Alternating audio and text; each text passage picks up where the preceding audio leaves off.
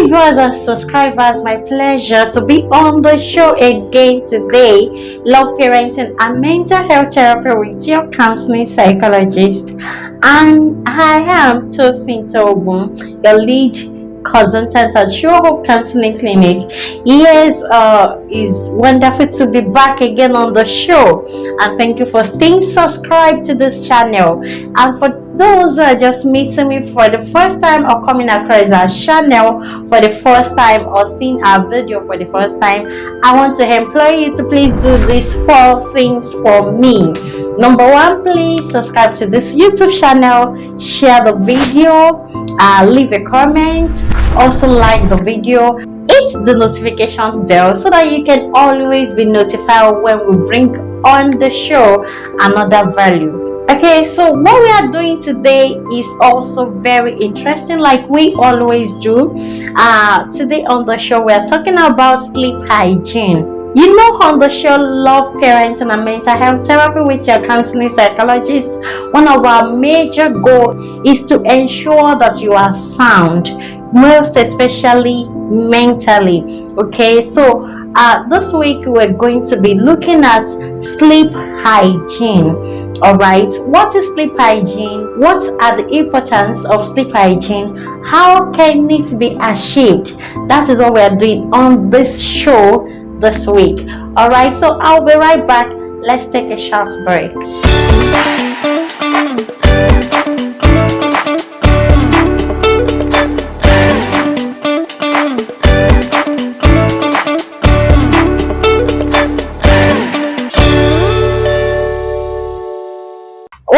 On the show. Yes, I'm glad you are still here with me on the show.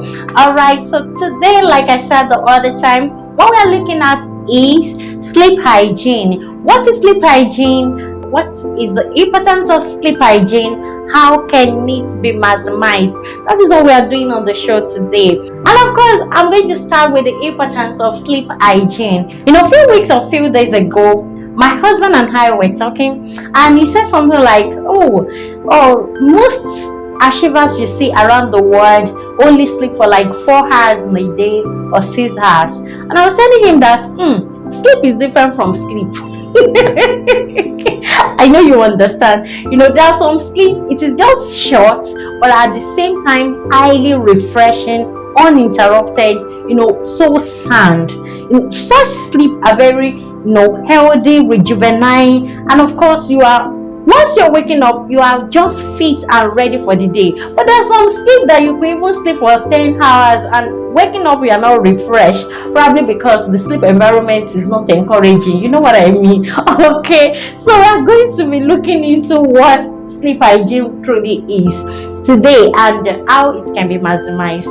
All right, so what is sleep hygiene? Are you searching for professional counseling services appealing and available to individuals, schools, families, communities, corporate and religious organizations at an affordable rate? Look no further. Sure Hope Counseling Clinic is a registered counseling firm and a recognized member of the Counseling Association of Nigeria. Sure Hope Counseling Clinic offers services in the following categories: toddler and preschool development counseling, preteens and teens counseling, premarital counseling, marital counseling, parenting, rehabilitation and remedial counseling, corporate counseling. Other services include book sales, library services and training. We also offer home services for children and the aged. Likewise, we treat addiction and offer therapy for mental well-being. Sure Hope Counseling Clinic is located at 99 Idito Bus Stop, adjacent Oluyolu Shasha Home, Puliyeleyele Road, Ibadan. Follow us on Facebook and Instagram at Sure Hope Counseling Clinic. For inquiry, visit our website www.shcounselingclinic.org.ng or call 0803 537 6009 or 0806 847 5755.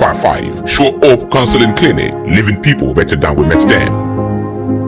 I will take it again. Sleep hygiene is simply creating both the environment and a daily routine that enable consistent sleep, uninterrupted sleep, refreshing sleep, that could make you to be very productive on a daily basis.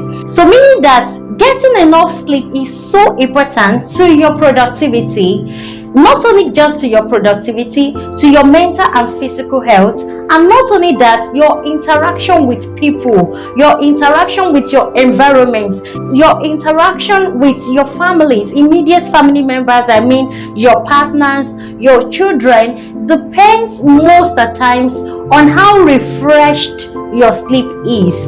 All right, every mental health challenges first pose sleep difficulty, and that's why when anybody is having sleep difficulty, we as counseling psychologists, we are particular, we are concerned, because we know that is usually a trigger for a lot of mental health issues.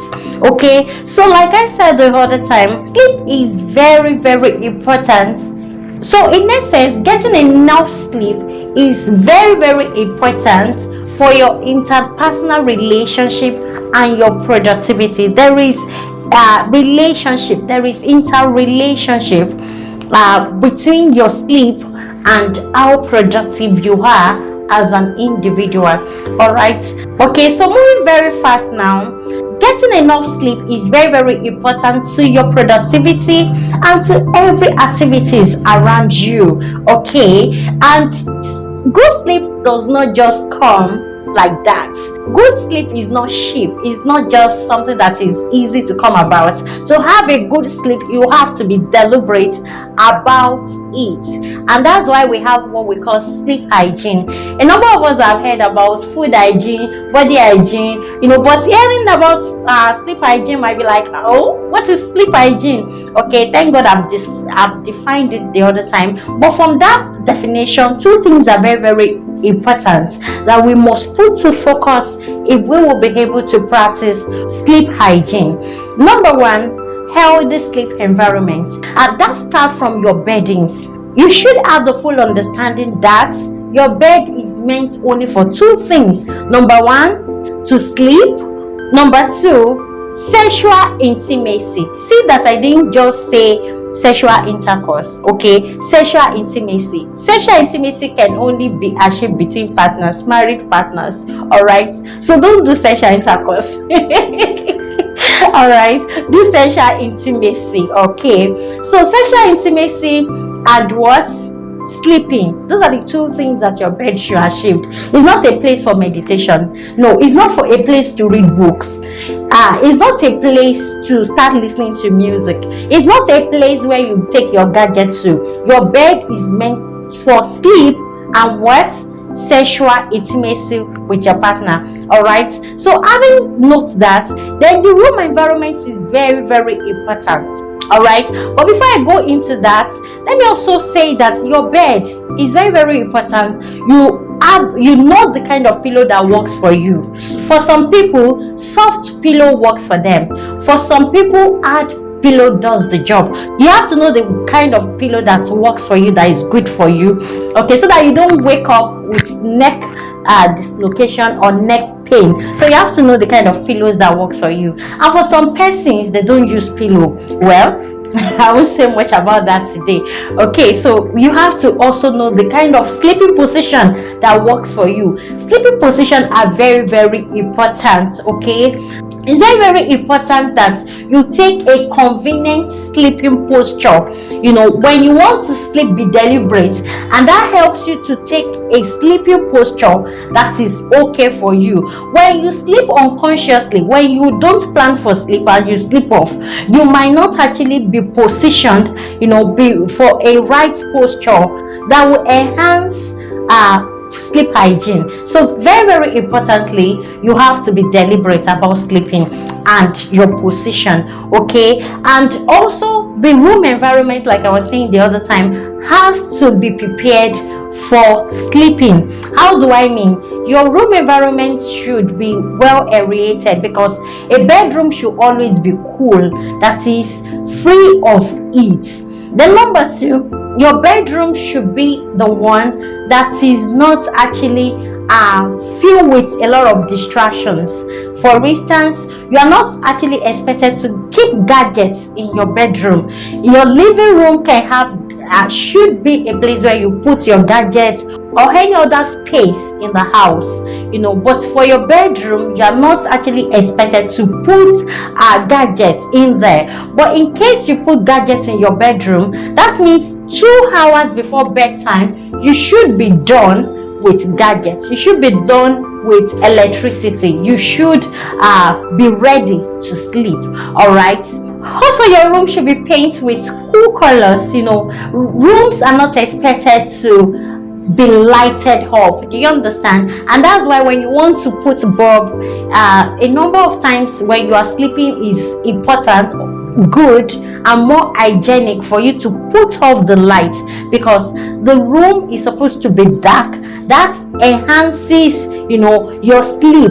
A room is not to be painted with loud and shouting colors. It's to be painted with cool colors so that it actually enhances calmness. It's stereotypical that way. As you're stepping into the room, you are feeling like sleeping already, and the lights should be dimmer. And that's if you will ever put up light, it should be a dim light. But if you want to sleep, it's more hygienic to put off the lights. Okay, so number 2, from the definition of what sleep hygiene is the other time, I also mentioned that it is important that you have a daily routine that promotes sleep hygiene.